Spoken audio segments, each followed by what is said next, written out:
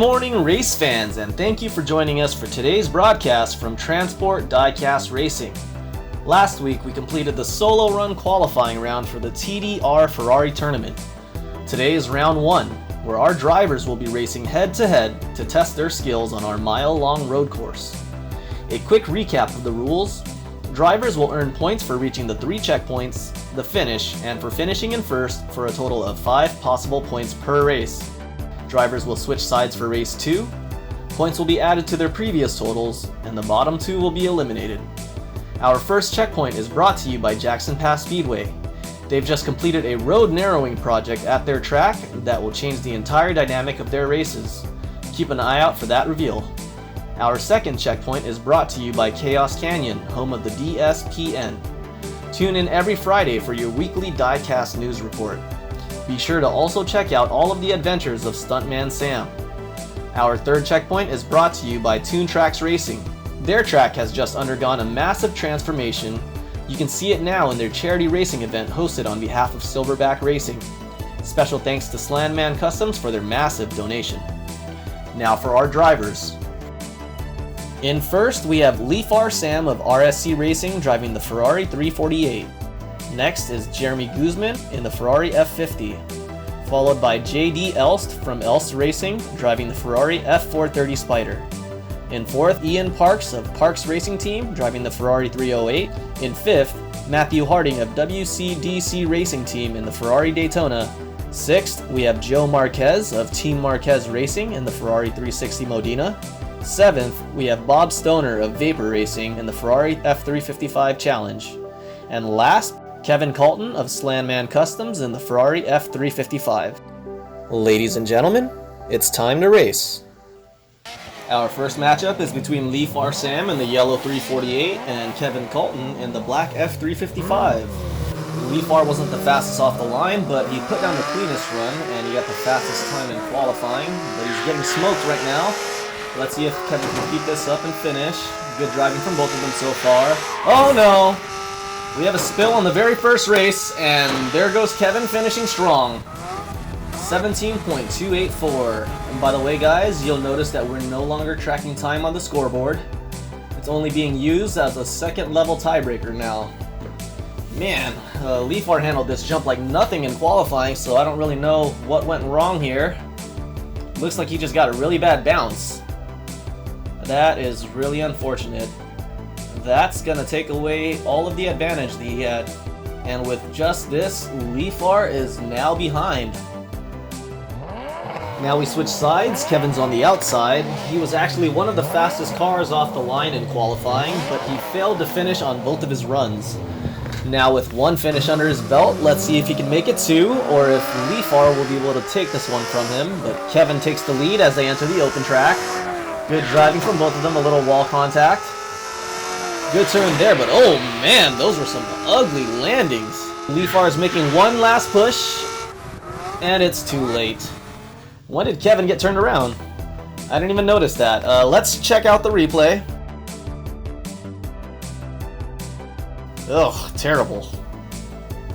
Oh, okay, so Kevin goes really wide and then clips the inside wall and gets turned around.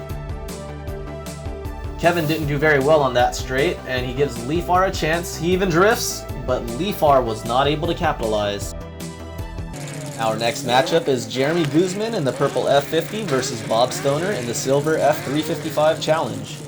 Jeremy's also not a fast starter, but he was able to get the second fastest time in qualifying, and Bob's ahead as they enter the open track. A little contact from both. Oh wow, no contact there. Beautiful jumps and turns. That's what I like to see. Whoa, how did Bob get so far ahead? Strong finish from Bob with a 17.354 time, and here comes Jeremy for 4 points. Beautiful jumps and landings. They both hardly bounced and were in full control entering that turn.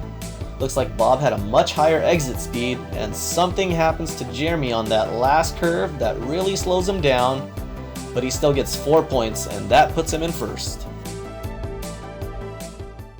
We switch sides. Bob's on the outside lane this time. He was a favorite to win before the tournament started, but he suffered an unfortunate crash in qualifying, similar to Leafar's crash earlier today. And Bob takes the lead from Jeremy entering the open track. Contact from on both walls. Bob's got a decent lead, but let's see if he can hang on to it. Messy landing from Bob, and what? Jeremy overtakes him. Bob goes off track, and Jeremy for 5 points. All of that contact in the merger really messed Bob up, and he goes off the track. He only gets 3 points, but he's still ahead of Leafar. Now let's take a look at that jump cam. Oh, I guess we'll take a look at this first. Bob goes down sideways, but corrects himself before the jump. He goes high while Jeremy takes a perfect line, and oh, there was a little contact on that pass. Jeremy tells Bob to get out of his way as he pushes through and gets the first place finish. And there goes the jump cam. Picture perfect jump by Jeremy. That turn too. I guess we're watching this again. It deserves another look though. Wow. Amazing driving by Jeremy. And it looks like Bob accidentally went high from the contact and then just slid off. Our next matchup is between JD Elst in the red F430 Spider and Joe Marquez in the silver 360 Modena. JD's the only one with FTEs, but so far that's guaranteed him nothing. He seemed to have the most potential in qualifying, but he's getting smashed on right now by Joe. Joe's got a huge lead. Looks like those FTEs are doing nothing for him. Clean jump from Joe and a strong finish. Oh, a little drift at the end there, but he gets a 16.990. There goes JD for 4 points. That's a new track record for the tournament, by the way, guys. The previous mark was set by Leafar with 17.075. Perfect jump and turn from Joe there. JD's wasn't as nice. A lot of speed coming out of that turn, and JD wasn't even close. And Joe ties JD with 12 points. Switch sides, Joe's on the outside this time. Let's see if JD can take this race. Either of them can take over first place in the standings with the win here. And they're off. JD's got a tiny lead that he adds on to, but Joe comes back and overtakes him as they enter the open track. This race is a lot tighter than the last one, but Joe continues to put distance between them. Good landing from Joe, but he goes a little wide. Here comes JD zooming in out of nowhere, but it wasn't enough. Same outcome as the last race, 5-4. Here we have the jump cam. Good landing from Joe, but he hits the inside wall, which sends him out wide into that turn. JD had a much better turn. Pretty big mistake from Joe that almost gives JD a chance, but there was too much distance between them by then. And finally, our last matchup of round 1, Ian Parks in the white 308 versus Matthew Harding in the red Daytona. After watching the qualifying rounds, Ian became my favorite to win it all. Wow, I can't believe Matt's keeping up. A lot of paint swapping, and Matt takes the lead. Let's see if he can hang on to this. Ian's closed the distance. Oh, he makes a pass on the turn. Ian zooming through the Toon Tracks checkpoint, and a strong finish. What the heck? What is that giant doing on the mountain? I did not know there were giants in the LA mountains. And there goes Matt for his 4 points. Here they are fighting for position. It looks like Ian tries to push Matt out of the way, but he denies him right there. Ooh, good drift into that block. Matt started to add some distance on this straight, but in this corner, Ian cancels that out. And then it looks like Matt tries to block a little. Oh, whoa. Can we replay that? Matt tries to block, opens up the inside, and Ian takes the gutter to pass. And it looks like Matt actually helps him back out of that gutter. Wow. Switch sides, Matt's on the outside this time. I doubt he's going to get a win here, but anything can happen in racing. Whoa, earthquake. Ian takes a big lead to start. Adds on to that lead. Adds even more. Matt's barely in the frame at this point.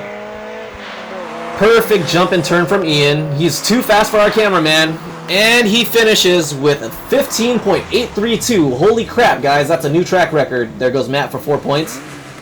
Ian blows away the tournament record by over a full second. This is a replay of his run here, and we've muted Matt just so we can see how perfect of a run this was from Ian. My God, our cameraman couldn't even keep up with them. What a ridiculous run and ridiculous time. Perfect turn, no drifting or wall contact. And then that jump. My God, that doesn't get any better than that. Alright, ladies and gentlemen, round 1 of the TDR Ferrari tournament is now in the books. These are the standings. In first with a perfect 18 points is Ian Parks of Parks Racing Team in the Ferrari 308. In second with 17 points, Joe Marquez of Team Marquez Racing in the Ferrari 360 Modena. In third, also with 17, Jeremy Guzman in the Ferrari F50. Tiebreakers go to whoever scores higher in the current round. In fourth with 16, Kevin Colton of Slamman Customs in the Ferrari F355. In fifth place, also with 16, is JD Elst of Elst Racing in the Ferrari F430 Spider. And our last driver advancing to round 2, our consistent finisher, Matthew Harding of WCDC Racing Team in the Ferrari Daytona. Unfortunately, our bottom 2 will not be advancing. Thank you to Bob Stoner of Vapor Racing and Leafar Sam of RSC Racing for driving with us. They were both victims of a nasty spill at the Chaos Canyon jump, and now both are going home. Tune in next time for round 2 of the TDR Ferrari tournament. Join our Facebook page if you would like to become a driver in a future tournament. Link is in the description. Please like and subscribe.